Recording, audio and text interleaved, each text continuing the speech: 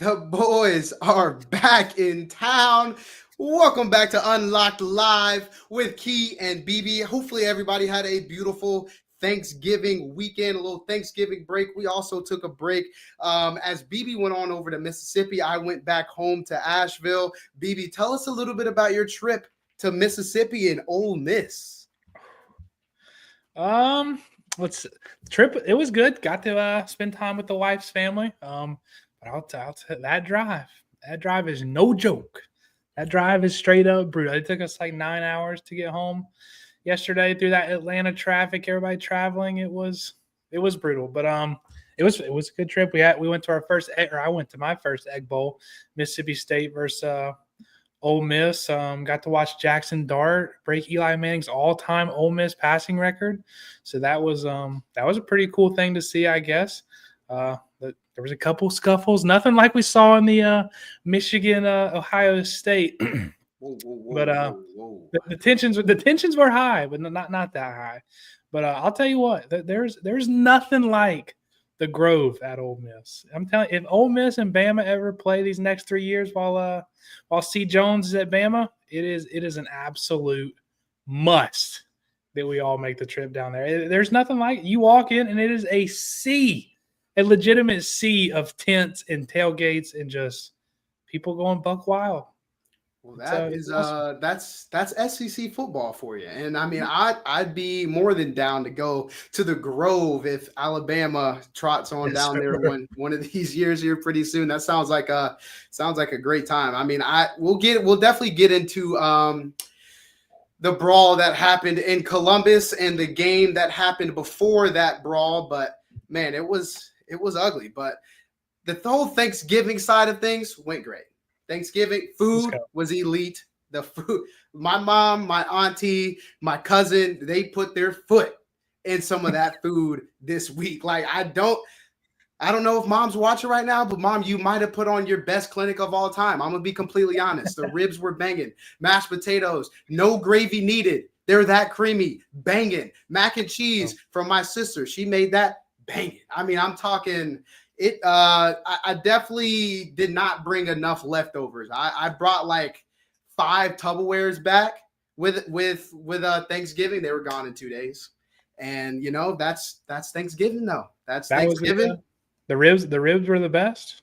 Oh my God, the ribs! Yeah, the ribs went crazy. That sounds. I've never had ribs for Thanksgiving, but that sounds money. But the good thing about going to Ole Miss, that's where both her grandparents live. So we got to go to Stacy's parents one day, had Thanksgiving there, and then 2 days later after the Egg Bowl, got to go to Bart's parents, another Thanksgiving. It was pretty elite. Two different chefs. Yeah, that's beast. That is beast. Get a taste of both sides. That's That's exactly what I'm talking about.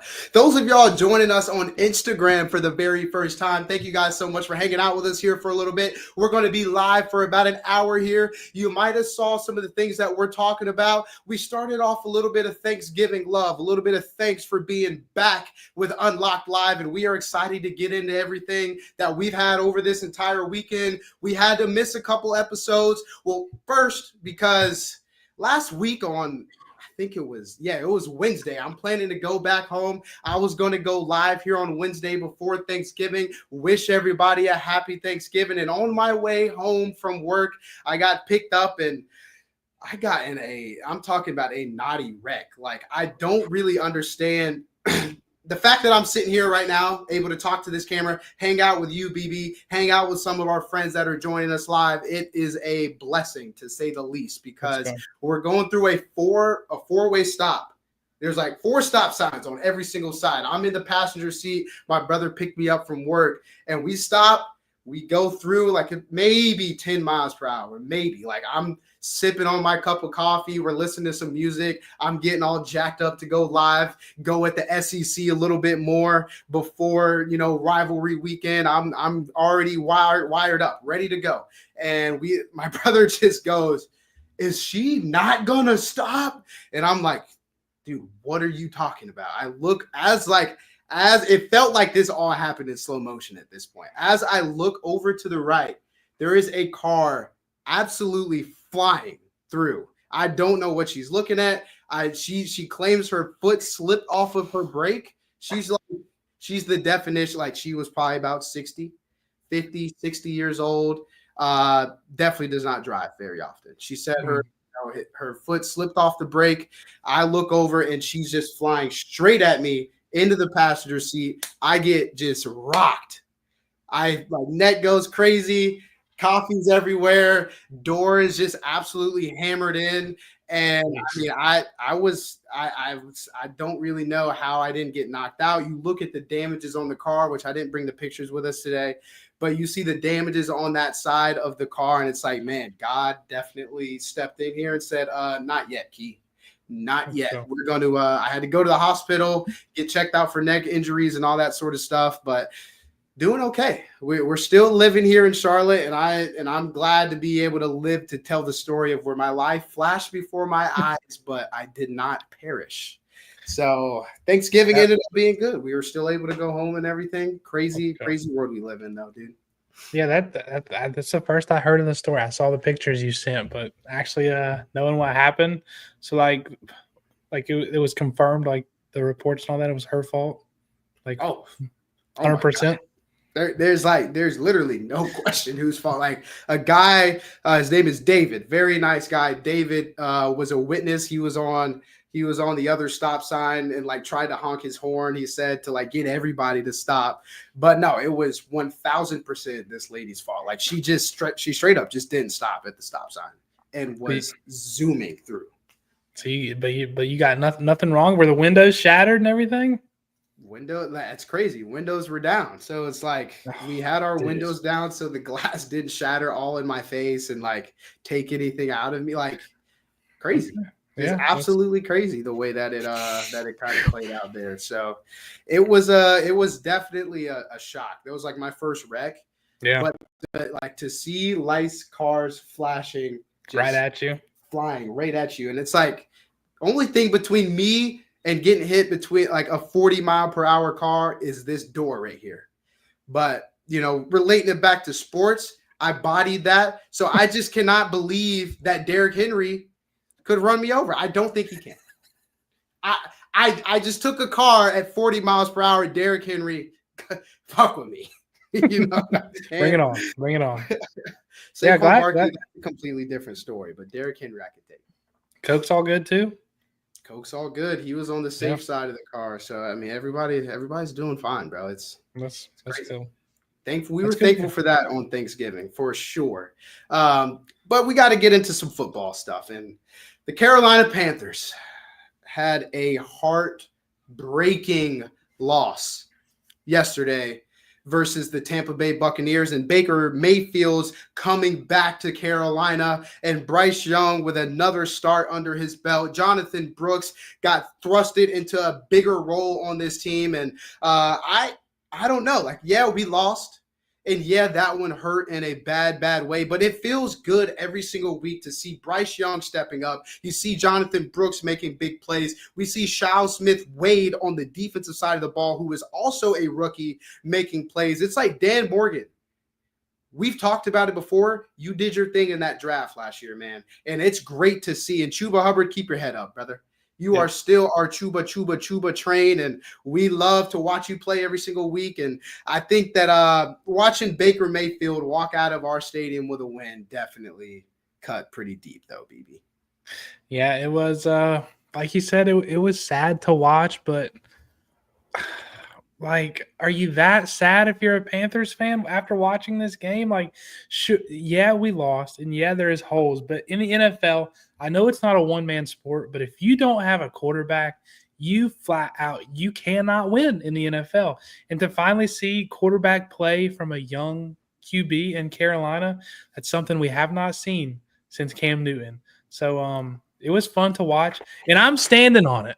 Bryce Young and the Carolina Panthers have a bright future, and it could be as soon as next year. Post-benching Bryce Young, it's been the Bryce Young we expected that we were getting with the number one overall pick. He's athletic enough with his legs to escape the pocket, get some yards. He had a 10-yard rushing touchdown. He has elite anticipation. That throw to David Moore, if you know what I'm talking about, on the right, whenever like the still frame of when he released the ball, David Moore is still just looking down the field, perfectly running. But David Moore, unfortunately, did not make the catch on a perfect ball. And then off script, the game should have been the game winner. Off script, steps up in the pocket, runs a little bit, and lets it fly. And it was right in Thielen's breadbasket. And that's who we thought we were getting when we drafted this guy. So I'm standing on business.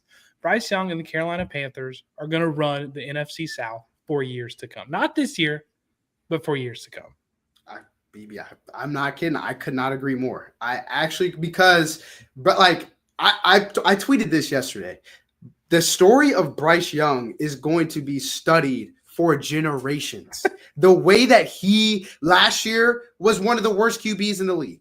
Everybody knew it. First 2 games of this year was guaranteed the worst QB in the league with a new quarterback coach, with a new offensive scheme, with a first round draft pick wide receiver, a fresh offensive line. It was Bryce Young's fault. And we get that. But the guy that has shown up ever since coming back on the field is genuinely one of the better quarterbacks in the NFL, today. The fact that he was just dealing all over the place yesterday with multiple dropped passes. Listen, the dude is going to be one of the best quarterbacks in the league for years to come, as you say, BB. And I think Bryce Young he's going to turn the tide here in Charlotte. You start to see him dancing and laughing and having just a great time out there.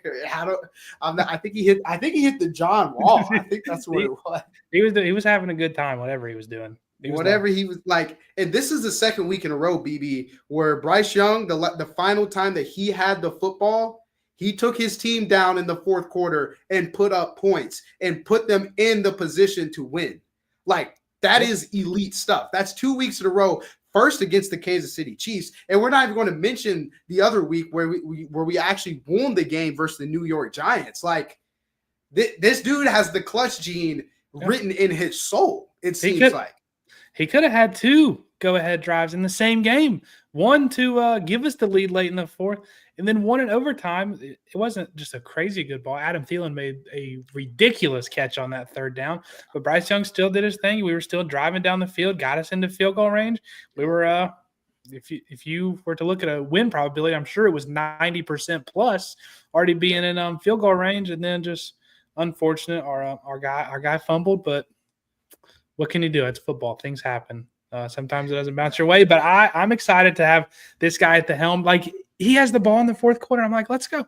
We got Bryce. We're good. I want to have that feeling as a team I'm a fan of. That's all I want. Literally, normally when I see third down or I see we're losing with a certain period of time, it's like, man, we lost another one. But hey, if we're in that same position next week, if it's third down and 5, if it's overtime, if it's 2 minutes left on the clock, we're down 4, 3rd and 6. I like our chances, baby. Yep. I like where we sit, because Bryce Young has done it, and he's done it, and he's done it again. And over the past couple of weeks, and I don't see him stopping anytime soon. And it's great watching not just Bryce Young show out, but also other young players on our team. It's like right now we're missing Jalen Coker, because Jalen Coker was making those catches that some of these guys aren't making every single game. Jonathan Brooks comes in, catches a screen pass. Yeah. Whoop. And we're up out of there. You feel me? And it's like, yeah, this guy's certified as well. So it's like we got guys. We got guys, and Xavier Legette, he had a couple of drops, but when he gets the ball, BB, gone. And he's lickety split too. The big knock on Xavier, he has had some drop issues this year, but the big knock was that I don't know how well this guy's going to be able to run routes, but the routes that he's running already together in his rookie year, he's getting open consistently down the field, and that's what you need. And he's got speed. I'm still waiting for that deep ball breakaway to happen. And there's been a couple where they show the replay and he is open. It's just Bryce hasn't thrown it to him, but I'm just – the route running, he got open on Trent McDuffie last week against the Chiefs. He hit him with a little double move, and he was open, but didn't get the ball to him. But he just consistently getting open down the field was his big knock, and I think he's proved those to be incorrect. Yeah, I agree. I was talking to somebody we haven't seen like a 60-yard touchdown yet this year. We haven't seen that big boom that you see from Jamar Chase in the Cincinnati Bengals or Justin Jefferson in the Minnesota Vikings, or like really just about any teams. George Pickens in the Steelers. Like, I want to see a play where we go for 60 yards and it's like, man, you want to talk about this guy getting up out of his seat and going crazy, because I'm a very animated fan. I'm gonna be completely honest. I'm the guy in the pub where I just might get on a table if we have the right play happen. So I'm cool with that. Like, let's have a good time. That's what we're here for. Speaking of that, a lot of people were saying the Carolina Panthers stadium was jumping yesterday. And if you were watching the broadcast with any sort of volume, when we scored that game winning, should have been touchdown with Adam Thielen, that place was rocking. Erupted. Oh my God. That's just being able to watch sports and just hearing that as soon as you catch it. Like that's what you live for. I was riding in the car. I was going as crazy as I could for a car celebration, but that it really does. It really hurts to lose a game the way we did. But like I said, it's I think there's bright things ahead. I got to ask you, this is just a random question here. What do you think about Ejiro Evero and his defense, who 2 years in a row now, I get it, he's got a hand tied behind his back, but we've for 2 years now had like the worst rush defense in the league. And like, when we need our defense to show up, we aren't there. J.C. Horn should be playing more man-to-man coverage, not trying to play cover 3 and carrying a guy across the field. To be honest, J.C. Horn is a man coverage demon. And it just seems like it could be a scheme misfit. And then I don't like Robert Saleh's out there. He's got connections with Dave Canales. Our man David Tepper has deep pockets. Should we consider doing something like that, bringing in Robert Saleh, making him the highest paid defensive coordinator in the league? Or do we stick with a guy like Ejiro Evero, his defense has sufficed, to say the best? Personally, I do believe Ejiro, correct me if I'm wrong, but I do believe Ejiro's contract is over at the end of this year. Expires, that's the word. Expires at the end of this year. And like you said, Robert Saleh is on the streets. Our owner has big pockets. And I don't know if David Tepper has shown he can't really go a season without making a change on the coaching staff. And especially this year, our defense last year was, I feel like, even though they weren't just elite, they were miles better than this unit. It's just our run defense. Like these, we are getting gashed. I think we gave up over like 230 yards on the ground yesterday. Bucky Irvin had 150 of them. And it's just, you can't win football games in the NFL giving up that many rushing yards. You can't. And we still almost found a way to. But yeah, I do think we are going to move away from Ejiro just because the defensive side of the ball, it's always been the Panthers. Like, we're fine on defense. We just got to get the quarterback. We're fine on defense. We just got to get the quarterback. We finally get the quarterback. He's making game-winning plays, and the defense is just, come on down, kick this game-time field goal. Let's go to OT. Let's do it. So I think I could see us making a move. Robert Saleh as the DC would be a dream scenario. This offseason's huge for us. Let's go get Robert Saleh. Let's go get our wide receiver in T. Higgins. We're going to have to overpay for him because we're the Panthers, but let's send him the bag. In the draft, let's take Mason Graham or Abdul Carter, a game-changing defensive player in the first round. And then in the second or third round, I think we could use another corner opposite JC. I know there's a couple. I don't know how you feel about the guys from Ohio State, but they're in that grading area. The Denzel Burke and then what's his name, Igbenuson. He's also in that second or third round. I think and Kobe Bryant from Kansas. He's also in that second or third round. I think he's a good corner. So I think there's a couple options if we wanted to go DB in the second or third round in our draft, and I think that would be A+ free agency. T. Higgins, Robert Saleh, Mason Graham, or Abdul Carter, and then a corner in the second or third round. That'd be A+. That is A+. That I could not agree more. That would be an A+. I think maybe a dip in the third round at a wide receiver just to take another shot on a guy. I think that would help our A+ grade. But I agree. I just think like if we want to go get Mason Graham, right, or if we want to go get Abdul Carter, I don't think the 3-4 system is the best way to do that. And I think that we're going to need to move over to a 4-3 so we can have Derek Brown and Mason Graham. You're not in the middle. running. In the You're middle. not running the football.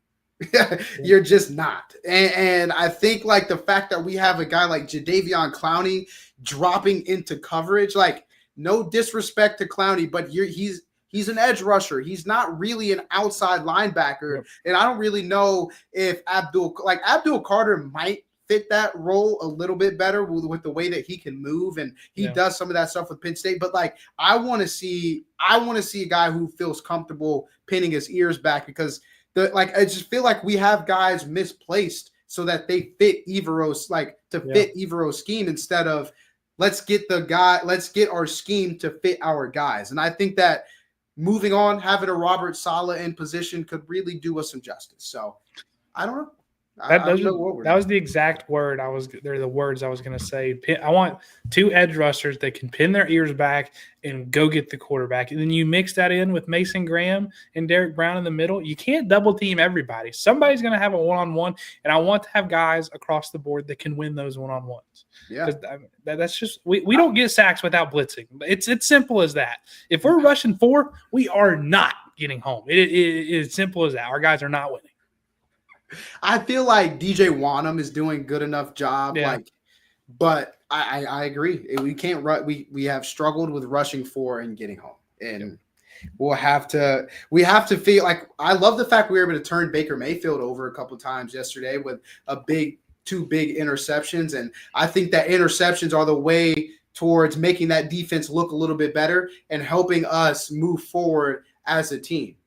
Speaking of interceptions, Kirk Cousins threw 4 of them yesterday versus the LA Chargers at home in Atlanta. And people in Atlanta are making that seat piping hot for Kirk Cousins. And listen, Atlanta, let's all be honest. They want their Michael Vick back. They want that lefty quarterback. They want the black guy at the helm. Let's just call it what it is. And Michael Penix is all of those things. So I'm sure that in Atlanta, people want Michael Penix to be running that football team, running that offense, and Kirk Cousins get kicked off to the side. But BB, you were mentioning Kirk Cousins is getting paid big bucks for the next couple of years. This doesn't seem like a team that's going to win a Super Bowl. Is now a good time for the Atlanta Falcons to start looking towards the future and playing football with Michael Penix, or should they keep up with Kirk Cousins? I personally think they're going to stick with Kirk Cousins just because they're still in the lead in the NFC South. And people like to say in the NFL, let's just make it to the playoffs. All we got to do is make it to the playoffs, and let's go on a run. Anything can happen. So I think just because of that, and also them giving him a 4-year, $180 million contract, I think they're going to stick with Kirk. At least this year, and I think for the year after that. And like I was saying earlier to you, Kirk Cousins this year, this is the cheapest he will be on the Falcons book. The years after this, he's due over $30 million, and then $50 million, and then $50 million. So they're giving this guy cheese. Simple as that. And Penix, like I said earlier, he's also already old. He was 25 when he was drafted. So if he sits behind Kirk for 4 years, he's going to be 29 when he first gets his shot in the league. Like that's already old. Like Rodgers is 40, and we're like, this guy can barely move. Like 10 years for a QB, that's not the most time you can have in a career. So It is interesting. I think it was interesting that they gave Kirk this money and for this long. And I think it was interesting that they picked Michael Penix as early as they did. I think he was the 7th pick or 8th pick, something like that. Yeah, I think 8. So, but I do think at least this year and at least next year, I think they're going to be riding with old Kirk Chains. I really do. I mean, yeah, BB, you talk about that, but like, think about the idea of time. Also, real quick, what up, Precise? Just wanted to shout you out on the Instagram Live. Appreciate you watching us, brother. But the thing about Kirk Cousins, BB, is yes, you talk about, time for Michael Penix and how early he was drafted. The other thing you have to think about, though, is the fact that You have to get the quarterbacks while they're in their window playing their best football so you can build around your guy. You only have a couple of years before you have to go out and pay Michael Penix. I get the Jordan Love thing. I get the Patrick Mahomes thing. I get that Kirk Cousins is getting paid over the next couple of years and how much money he is getting paid. But, BB, the facts are over the last 3 games, Kirk Cousins hasn't thrown a single touchdown. Not one. And he's thrown 6 interceptions over the last 3 games. They got rocked by the Broncos a couple weeks ago before their bye week, and they just got beat by a Chargers team where they would have won the football game if Kirk Cousins did not throw 4 interceptions in one game, and 2 of those interceptions were terrible. He's throwing the lollipops all over the field. They're in the red zone, back of the end zone. Hey, Kirk, let's score some points. He just kind of lobs it up to who? Nobody other than the other team. Maybe the mascot in the back of the end zone is who he's going for. But it's like, dude, the Falcons need to be winning football games. And if they think that their best option is Michael Penix, it should be considered because Kirk Cousins, quite frankly, is losing them football games right now. I get it. Kirk Cousins runs hot and cold, but you can't have that moving towards your Super Bowl run. If they think that this is a team that can win a Super Bowl, is Kirk Cousins even the best answer for right now, BB, to win a Super Bowl?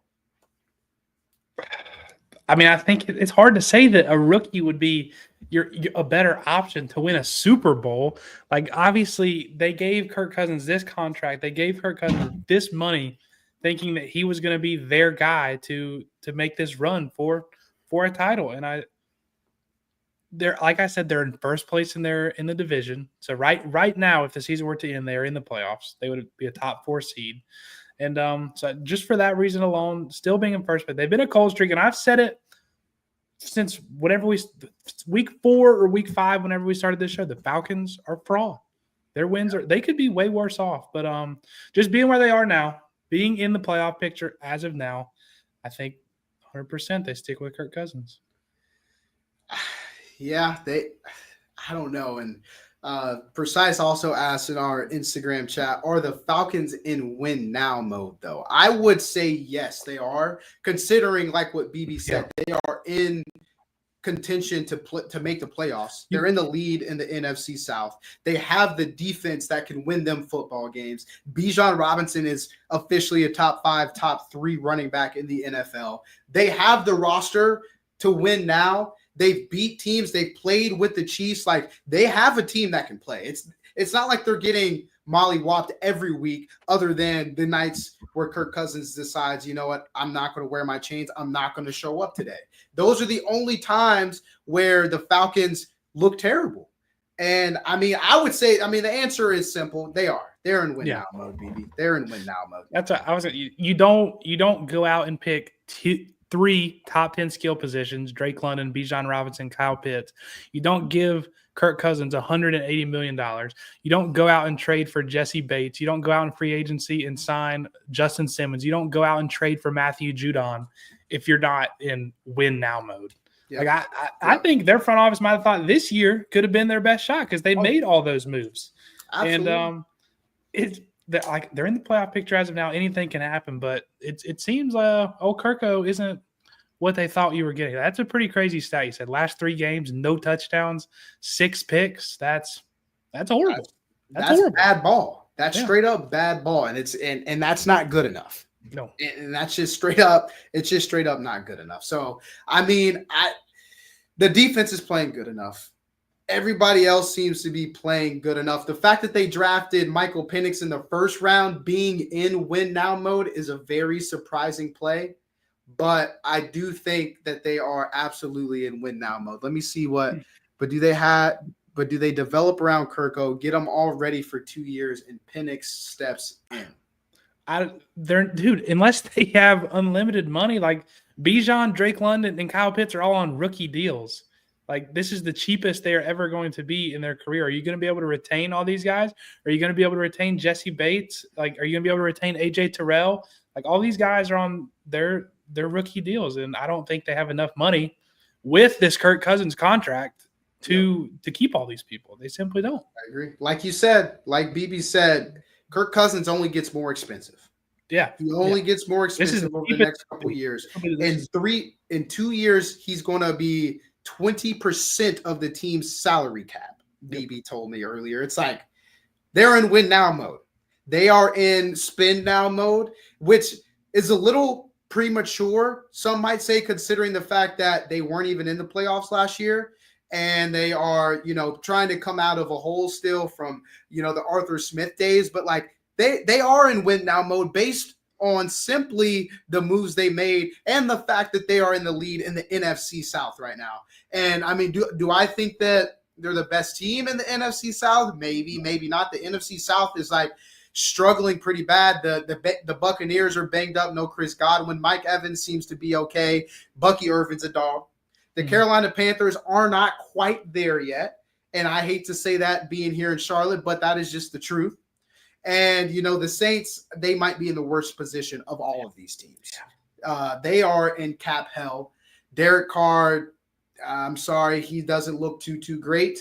And, they just fired a head coach. So they are in the worst spot in the NFC South. But it seems like it's going to be the Falcons and the Buccaneers competing.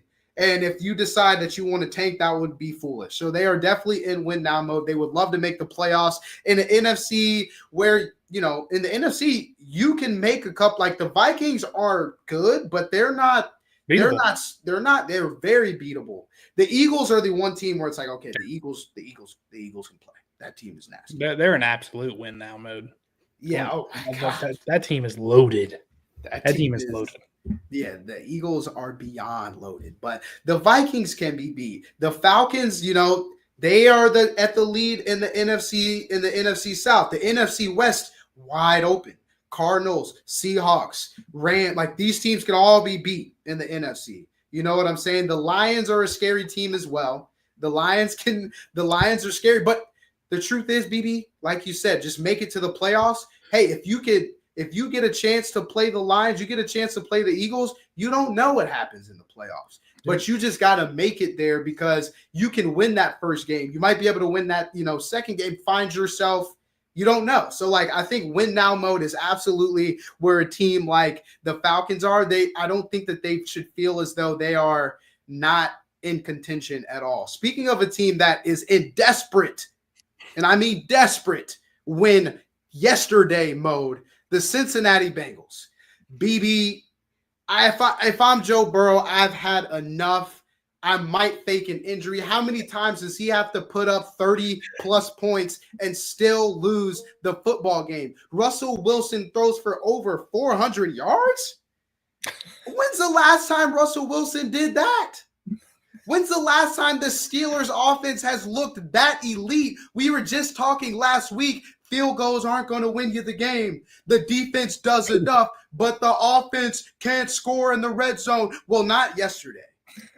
They put up 44 points on the Cincinnati Bengals.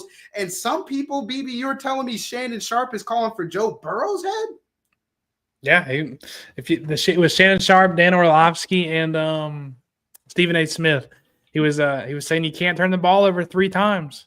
And Dan Orlovsky was mind-blowing. He's like, there is nothing more that Joe Burrow could be doing to help this team win right now. They have 6 losses when scoring 25 or more points this season. That is the most in NFL history, and there's still 5 games left. That's the most in NFL history. There's 5 games left. They have 4 losses when they score more than 33 points. What? They have 2 losses when they score more than 38 points. They have 2 losses. If you 38 points in the NFL is an elite offensive game. In their 2 games when they have more than 38, else. What? What are we like? What? That is hilarious, man. Wait, they've played 12 games, and in those 12 games, when they've scored 25 or more points, they have 6 L's. That's ridiculous. BB is Precise is in our chat here. He said, but Zach Taylor is a defensive wizard, right? Has he been known as a defensive mind and his defense just looks this terrible? Because if so, is his job up for grabs after a season? Because Joe Burrow is playing you've heard it left and right. Joe Burrow's playing MVP caliber football. Jamar Chase could potentially win a triple crown. Like, he is playing that well. T. Higgins, we talked about it pre-show. I need him in Carolina. Why? Because he is a wide receiver Juan. Easily. No debate. The fact that now they have what is it, Chase Brown. He's running all over people. And it's the defense's fault. These guys can't stop a nosebleed on defense. The fact that the Pittsburgh Steelers put up 44 points, Russell Wilson threw for 414 yards. No disrespect to the Steelers, no disrespect to Russell Wilson, but in no world should they be putting up 44 points on your head. And I believe the Bengals were at home, BB. That's embarrassing. I guess in years past, you could say the Bengals defense has been better because the AFC North, majority of their games are just hard fought, just close football games. But this year, I don't think there's any reason you could say Zach Taylor is a defensive wizard. But also, another take on that would be, if it's happening this much, like we ever seen this we haven't. It's the most in NFL history, and there's still 5 games left where they've scored 25 points and lost. So I think at that point, there's just no way the scheme is that bad. It has to be, we just straight up don't got the guys. We on the defensive side of the ball, we don't got this is the most in NFL history, and there's 5 games left. They're going to shatter this record because they're going to lose more. In like Joe Burrow, MVP level. Jamar Chase is having an elite season, and they are 4-8. They are locked in for a top 10 pick as of now. Like, that just cannot happen. So I guess you could say Zach Taylor, his job could be on the line, but if I were the owner or like whoever makes those big decisions, I don't think you could all pin it on the coach. Like, just on the defensive side of the ball, we just flat out don't got the guys.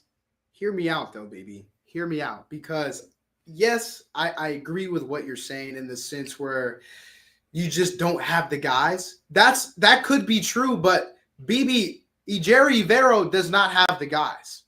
We do not have the guys here. And to some extent, as the season goes on, you cannot give up this many points in every single game versus every single offense, because every single offense is not created equal. Every single offense is not elite. We were just talking about Russell Wilson and the Pittsburgh Steelers offense low-key struggling. Has it been terrible? No, by no means has it been bad. But the fact that they gave up 414 yards to this offense is completely unacceptable. And to some extent, Ejiro Evero made the moves. He figured something out. Something happened to where our defense, yes, we lose the game because of our defense, but we still are getting stops at some point. Yeah. Jamar Chase said yesterday, we know on offense, we have to score every single time we step on the field because our defense will not stop the team that we're playing. It's just not going to happen. So I feel like if that's what you're thinking of, some part of it has to be scheme. Some of it has to be scheme. Because at the end of the day, you do have Trey Hendrickson. At the end of the day, you have NFL caliber players somewhere on that defense. You have to be able to do something. And the scheme is so bad right now that they have 0 stops. They cannot stop anybody. So I feel like what is Zach Taylor hanging his hat on? The fact that he almost made it or almost won a Super Bowl? The fact that he's won a couple games that's not good enough, and the fact that this is what this year is turning into, especially with Joe Burrow playing as well as he's playing, I believe that you can call for a guy like Zach Taylor's job because there's nothing for him to hang his hat on right now. I mean, yeah, you can look at it from both ways, but I don't know. Personally, I just don't see him moving on from Zach Taylor. Like he did get them to a Super Bowl. They've had success in years past. They've always had the slow starts, and they've been able to overcome those. And towards the end of the season, they're trending in the right direction. They just run into probably Patrick Mahomes most of the time. But something's got to be done on the defensive side of the ball, to say the least. Like defensive coordinator, whoever that guy is, like I think he's definitely canned. Yeah. But I think they run it back with Zach Taylor. He's had success. This is like the one outlier year where they're just way below 500, locked into a top 10 pick. So that'd be a pretty short leash if you ask me. Just that's fair. One failed season, kick the can, but nothing's impossible. This season it's so bad. I feel like it's just such an embarrassingly bad season and historically bad. Yeah, exactly. You kicked out the stats for us, and it's been really bad in Cincinnati, Ohio. And I think that I don't know. I get why people are talking about it. At least let me at least say that. That wasn't the only turmoil in Ohio this weekend, though, BB. The Ohio State Buckeyes, they lose for the 4th year in a row to the Michigan Wolverines. And Zach Taylor's not the only head coach with his job being called for either. People in Ohio want Ryan Day gone. And it's a similar situation as Zach Taylor in terms of a hat to hang on. Ryan Day hasn't won a national championship. We don't care that you went. People in Ohio do not care that you made it to the playoffs a couple of times with some of those superstar teams that you have. The roster that you have this year, Mr. Ryan Day, is way too good for us to be losing to what was then a 6-5 Michigan Wolverine squad. Nobody in the entire country believed that Michigan was going to win that game in your house. You were favored by 23.5 points. And I've been a fan of Ryan Day. I'm a big Ryan Day stan. A lot of people have had stuff to say about Ryan Day, and I'm like, not this year. I'm on, on video saying not this year, not this Ryan Day. Well, it's the same Ryan Day as it was before, BB. And an embarrassing loss to the Michigan Wolverines. And that is the Ohio State, like, they are a better football team. And I've had a lot to say about a lot of teams on this show. I've had a lot to say about SEC conference in general and how the Buckeyes, how Indiana, how Penn State, how Oregon, they take care of business in the games where business should be taken care of.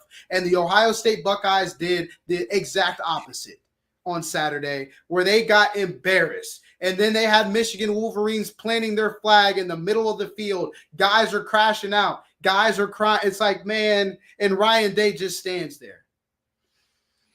BB, it was sad to see, man. This Saturday was absolutely gut-wrenching for the Ohio State Buckeyes, to say the absolute least. Every other year, okay, Michigan made it to the playoff. They might have had the better, whatever. You could have said the fact that Michigan was stealing play calls, whatever. Not this year, man.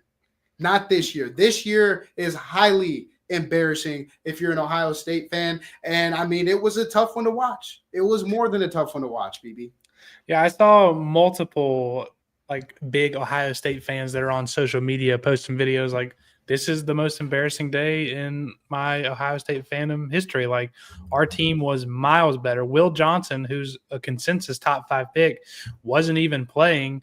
And they say they had a quarterback that we knew couldn't throw the ball, and we still found a way to lose. And the thing that I saw, it was a former Ohio State player. He tweeted, I wish I could think of his name right now, but he tweeted, he said, I was playing for Ohio State, and the day, and y'all can call me a hater, but the day I knew Ryan Day wasn't the man was when we were getting beat by Alabama, and at halftime, Ryan Day went in and didn't blame anybody but the other coaches.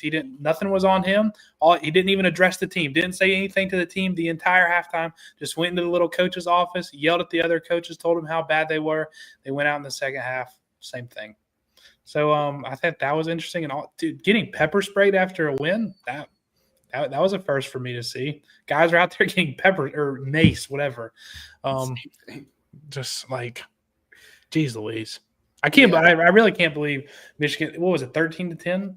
Yeah. Like, yeah. That offense can only score 10 points. No way.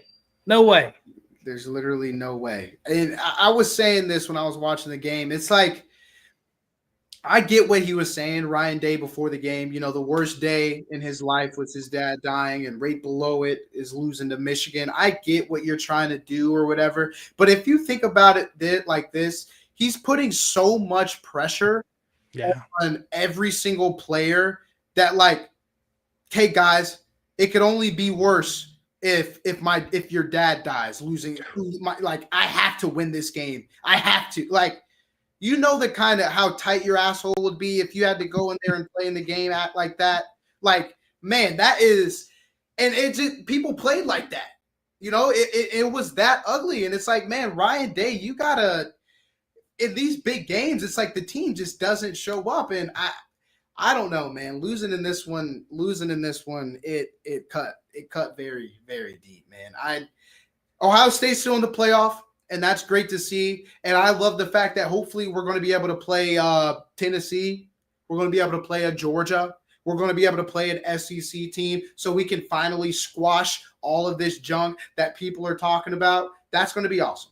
And I cannot wait to see what happens with these SEC versus Big Ten matchups, because as it's slated right now, BB, Ohio State is going into Vol land, and they're playing Tennessee on the road in the first round. And we're going to see what kind of playoff rankings come out tomorrow. But in terms of AP poll, that's how it looks. Indiana going to Georgia.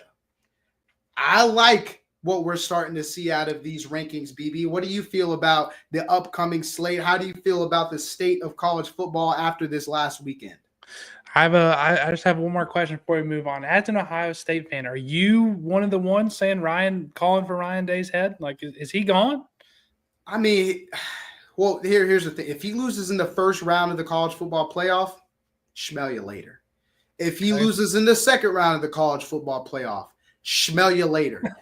If he makes it to the national championship and he loses, I'll smell you later. He better win the national championship, or Ryan Day, I'm sorry, brother. Love you to death. You've spent a lot of time at Ohio State, but you can kick rocks, my man, because the team is way too good. The money spent on this team is way too much to not come home with a national championship. I guarantee you Dan Lanning would take this team to a national championship, would go undefeated, and would win every single game, BB. I guarantee you any other coach, Kirby Smart, with this team, not losing. I guarantee you not losing. I'm telling you right, Kellen DeBoer even, not losing.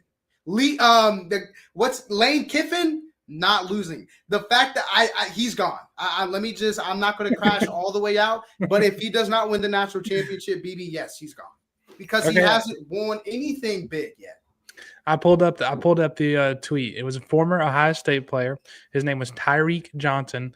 He said, "Y'all can say I'm hating or whatever y'all want, but I knew Coach Day wasn't the answer when we played Bama in the national championship. And at halftime, he didn't say one word to us as the team. Just went in the office and started to blame the other coaches."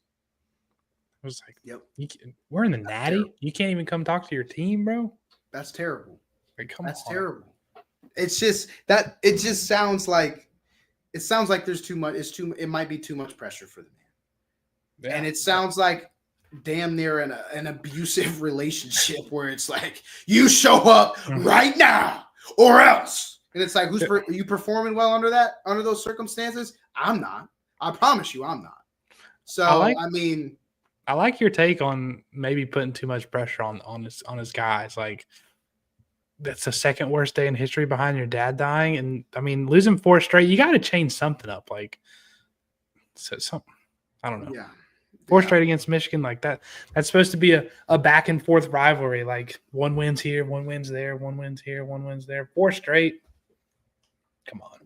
Embarrassing. Especially when you arguably have had the better team every single year. Every single year. Maybe the first time he lost to Michigan, our defense was very weak. It was snowing. We were out in Michigan. Okay, but you still have Garrett Wilson. You still have Marvin Harrison Jr. You still have Chris Olave, Jackson Smith, and Jigba. Like, that was the squad that waltzed into Michigan that year. Our defense was awful. I will say, the year after that, you go and hire Jim Knowles. And now the defense is the best defense in the country. But, like, this team, I'm telling you right now, should not have lost against Michigan one, and they probably should not have lost a game all season. So it's embarrassing because you come up in here and you talk a lot of junk about, the teams, especially in the SEC, that haven't handled business and haven't won the games that they're supposed to win. And here you are. And here you are as a Big Ten stan, an Ohio State stan, and you get embarrassed in a rivalry game versus Michigan. And I still believe Georgia, BB, 8 overtimes. They should have lost that. They should have lost that damn game. I don't care what anybody says. Yeah. I don't care. If you're Kirby Smart, if you're the committee, even, I'm not looking at that game as a win for Georgia. I mean, I honestly think they should be. Maybe I'm hating a little bit. They should be punished a little bit. But how do you if you're a committee guy, how are you taking that play? How are you taking that game from Georgia? I mean, I don't think it drops them out of it. They were slated at like 6, 7, or 8. They were somewhere in there, so I don't think it would drop them out of it. That would be crazy though if Georgia Tech would have won. They would have been beating 2 teams that were in the playoff, in Miami and Georgia. It's like, whoa, is Georgia Tech team good? But they could have easily lost that game. 8 overtimes. It was a coin flip. They were just doing 2-point conversion after 2-point conversion, and somehow matching each other with what the first one did. But that was the craziest game. They're saying they're not going to punish these teams for losing in their conference championship. But if Georgia loses the SEC championship, how did they get in? That's 3 losses and an 8 overtime. Yeah, and an 8 overtime. I mean, I don't know, man. Like that, I don't think that Georgia's resume is good enough. I mean, that's the thing, though, BB, is whose resume is at this point, other than everybody. That's what everybody has a loss to somebody at this point, besides Oregon. And it's like you can't. I mean, at that point, BB, if Georgia loses to Texas, I think I'm putting Bama in over Georgia because Bama beat Georgia. You know what I'm saying? Like at that point, yeah. Does the head-to-head put Alabama in over UGA? Because I mean that's 3 losses for both of them, and I get it. Alabama lost to Oklahoma, ugly loss, but you're looking at 2 teams, SEC, that have 3 losses now. Georgia lost to Texas, but they beat Texas. So it's like it could get wild if Georgia loses in the SEC. You want me to compare resumes real quick between Bama and Ole Miss because they have the same record? You tell me whose resume is better. We got good wins against teams that are 500 or better. Alabama with 4, Ole Miss with 4. Bad losses, teams that are under 500. Alabama has none. Ole Miss has 1. Point differential for the season. Bama is plus 219. Ole Miss is plus 283. Margin of loss. Bama has lost by a total of 33 points. Ole Miss has lost by a total of 13 points. Time of possession losing. Bama has been losing in their games for over 120 minutes. Ole Miss has only been losing for 50. Point differential versus common opponents. Alabama is plus 17. Ole Miss is plus 50. In the common opponents, Georgia, Bama won by 7 at home. Ole Miss won by 18 at home. South Carolina, Bama won by 2 against South Carolina at home. Ole Miss won by 24 on the road at South Carolina. LSU, Bama won by 29 on the road. Ole Miss lost by 3 on the road. Oklahoma, Bama lost by 21 on the road to Oklahoma, who's at the bottom of the SEC. And Ole Miss won by 12 at home against Oklahoma. Okay. That sounds like an Ole Miss fan made it. Probably. Because Ole Miss lost to Florida and who else? That was unranked? And Kentucky. Kentucky is a bad loss, but Oklahoma is just as bad of a loss. But Florida's a bad loss. Like that's the kicker. Vandy's a bad loss. I mean, what's the worst loss, Vandy or Florida? Florida with DJ Lagway took Georgia to the brink, and then that walk-on Georgia pulled away. But I mean, yeah, I guess I did. I guess you're right. Where's Ole Miss ranked as of today? I think 14. They're just out. Bama's 13. Something like that, yeah. Yeah, I don't. This is where you're happy you're not. This is where how do you put those resumes are too similar to put one in over the other, in my opinion. But then if you put in South Carolina over both of them, these guys both beat South Carolina. So you're like, what are we doing here? But like, it's gonna be crazy. Fans are gonna be pissed. No matter who gets put in, People are going to be pissed. Yeah, somebody's going to be pissed. I feel, I mean, the difference is, okay, South Carolina is now on a 7-game win streak. South Carolina has they're trending up. And, these other teams are, they lost late to Oklahoma and Florida. So that is, to me, an easy enough justifier for me personally to put in a South Carolina over an Alabama, over an Ole Miss, because this LaNorris Sellers dude is nasty. Like a freshman that is balling the way that he is. I mean, I think that South Carolina is in a position right now where I think that they're going to end up making the playoff, dude. I actually believe that they are going to make the college football playoff, and I'm excited to watch them play in it too. Well, the new AP poll that came out yesterday, they're slotted at 13, and Bama's at 11. But dude, it's wild. I'm trying to. In my opinion, Miami, I don't care if you're 10-2. You have 2 losses to 2 ACC teams. Get out of here. I don't care. Clemson, I don't care. If they lose the ACC championship, hopefully they don't go in. But even if they win, Clemson being in the playoff they have no good wins. They got both ranked teams they played. They lost, and they also got blown out at home. Blown out due to an unranked Louisville. Yep. I promise Bama and Ole Miss are better than both of those teams. I promise. Oh, my God. Bama and Ole Miss are better than Clemson, but they got blessed this year. Something's going to have to give in terms of the conference championship thing. And if Clemson gets a bye week, that's ridiculous. That's straight up ridiculous. It would be Oregon. They wouldn't be higher seeded than Oregon. Let's just say Texas or Georgia. They wouldn't be higher than Texas or Georgia. Big 12 is who's the highest? Than Iowa State, or it's either Iowa State or Kansas State, I think, in the Big 12 championship. They would be ranked. Arizona State is 12, and Iowa State. They're both ranked higher than Clemson, and Boise State's ranked 10. So yeah, we don't got to worry about Clemson getting a first round bye. I don't think. Okay, all right. SMU would get a first round bye if they win, which that's crazy to say. First ever 12-team playoff. We got SMU getting a first round bye. Whoa. Yeah, that's wild. That is wild. We're definitely talking more college football playoff, college football scenarios tomorrow on Unlocked Live, and we are more than excited to get back into business, getting stuff out to the TikToks, to the Instagrams. Listen, this has been it's been a good break, I will say. We needed a break. We're a little bit over a month in. We are able to celebrate all of the newest accomplishments that this show has officially been able to do over our first month, with a video going over 17,000 views. We have how many views in total, BB? Is it 68,000? On what? Just what? Overall? In total, we're over funker.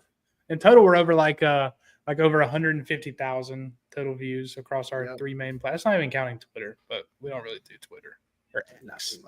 And then we over the break, the YouTube still was getting a little views. We're over 800 hours, over 800 watch hours on YouTube, all within the first month. So hopefully it doesn't go like that. Hopefully every month is just a little better than the previous. Yep, exactly. That's the thing that we can't control, but I can pretty much guarantee you, us two as a unit, we're going to be getting a little bit better. Like the fact that we are officially live on Instagram Live, that's doing a little bit of this. That's doing a little bit of this. The fact that we just have been able to jump on, get better with our back and forth conversation. I think that we've both gotten better as, tech reporters, analysts, if you want to call it. I think we've gotten better. Both of us have. So, we're doing this right here. And so we're hoping that, God steps in and helps us out a little bit on the other side. And that is going to be his job, not our job. We surrender all of that to him. So we appreciate you guys hanging out with us for this hour of Unlocked. Hopefully you guys had a beautiful and happy Monday. The small, short message today is embrace your small beginnings. Embrace where you're at today. Embrace the fact that you aren't all the way where you want to be, because some people say the journey is the greatest thing of it all. People like Pierce, we're able to still connect with guys like Pierce. Appreciate you so much, man. That actually means a lot, man. We have people interacting with us on Instagram Live that we can talk back with. So I'm just saying, embrace those small beginnings, because one day when you make it all the way, which you're going to be happy and you're going to miss some of those small beginnings. So we're going to bring it up real quick, guys. We're going to head on out of here. We appreciate you guys hanging out with us. Hopefully you had a happy Thanksgiving, and December is a beautiful one for you. And hopefully you get to catch a little bit of snow like there was in Buffalo yesterday. Thank you guys so much for hanging out with us. We'll talk to you next time. Peace. Peace. Tick, tick.